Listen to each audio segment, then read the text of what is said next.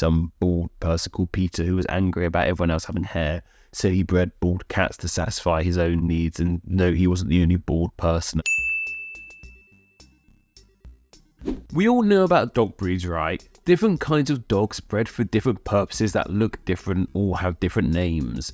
We've talked about dog breeds a couple of times already here on the channel. There's a huge amount of variety in the world of dogs, but cats, however, not so much. At least I thought so anyway.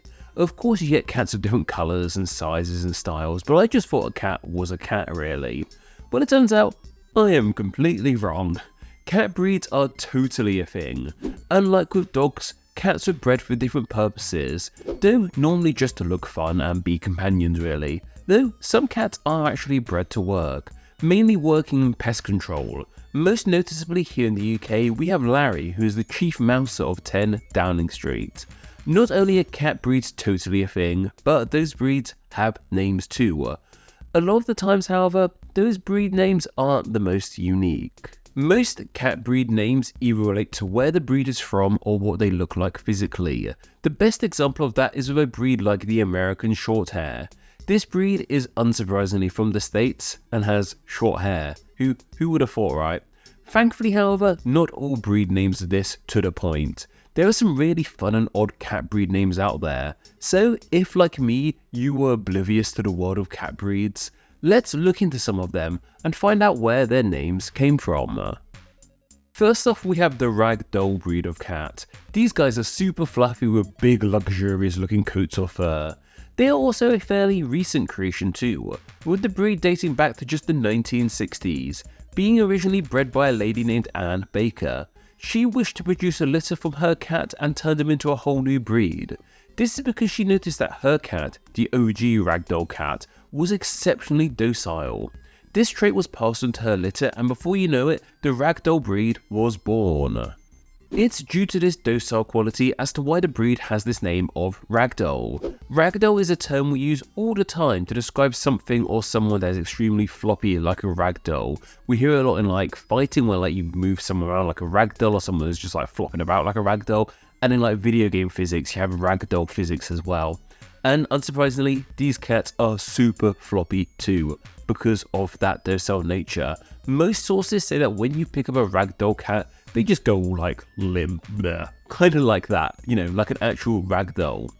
Though I also read this isn't the case for every ragdoll cat out there. Some are just wild and unfloppy in their personality. Yeah, you can do all the breeding you want, but sometimes a cat's just basic personality or like upbringing is just gonna overrule that completely. I'd love a big floppy cat. Can someone get me a big floppy cat, please? Thank you. Another breed with an odd name has to be the Pixie Bob. Pixie Bobs at first glance almost look like wildcats due to their markings and pointed ears, but that's not the case at all. They are fully domesticated, though the bob part of their name does relate to a feral kind of cat, that being the bobcat.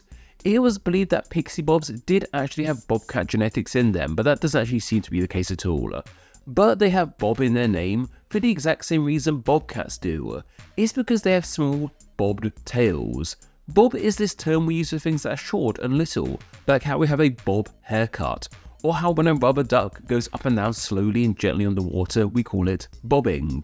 It's just kind of a coincidence that it also has the nickname of Robert. The pixie part of this name, however, doesn't relate to the fact that these cats are small and cute like pixies when compared to bobcats.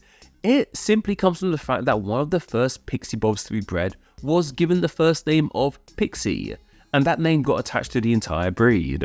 Before we continue, I'd like to briefly talk about Patreon and Super Thanks. Patreon is the best way to financially support Name Explain, and donating just $1 a month gets you ad-free videos, a chance to say what Names will explain, an exclusive monthly newsletter, and your name at the end of these videos. All of that can be found at patreon.com/Name Explain, which will be linked down below. Conversely, if you want to just make a one-time donation, you can leave a super thanks directly in the comment section of any of my videos here on YouTube. They help out tremendously too. Thank you. Anyway, carrying on, we have one of my favourite cat breed names that I came across during this journey of self-discovery into cat breed names for myself. The toygor. These guys actually started being bred in the 1980s and have the similar stripe patterns of actual tigers, which are the biggest form of cat.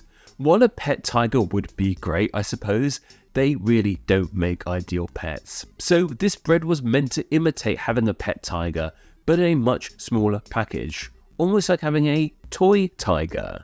It's from this idea of a toy tiger as to where the name of toygor comes from. The name is simply a merging of the words toy and tiger.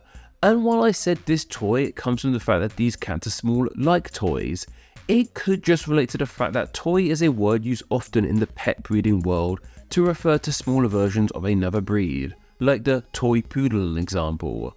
My favourite thing about this name, however, is the fact it sounds like Goldmember in Austin Powers 3 when he says, "Fight like a tiger!" Seriously, I love those dumb movies. Are they making another one of those anytime soon? I need to know.